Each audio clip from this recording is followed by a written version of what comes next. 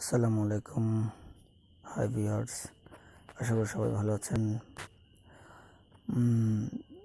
আজ আমি আপনাদের সাথে নিয়ে এসেছি ছাদের কর্নার রড ব্যবহার কিভাবে করবেন সেটা নিয়ে।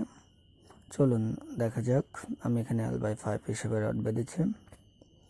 সো এই যে আমার এই রডটা বটম নেটের উপরে, যেটা আমার ছাদের রেইনফোর্সমেন্টের মেইন বার হিসেবে কাজ করবে, এবং বটম নেটের উপরে সব সময় মনে রাখতে হবে বটম নেটের উপরে এই রডটা আমরা ব্যবহার করব। আর সোজাসুজি যেটা আছে সেটা হচ্ছে তার উপরে, অর্থাৎ টপ হিসেবে আমরা ব্যবহার করব, মনে রাখতে হবে। এবং এই রডগুলো যাতে আমার বিমের আউট পর্যন্ত যায়, এবং এই যে পার্শ্ব যাতে বিমের আউট পর্যন্ত যায় সেটাও মাথায় রাখতে হবে। এবং সোজাসুজি যে রডটা আছে সেটা যেন মনে রাখতে হবে আমাদের এই যে কলাম আছে, কলামের কর্নার পর্যন্ত যায়, এটা মনে রাখতে হবে। আর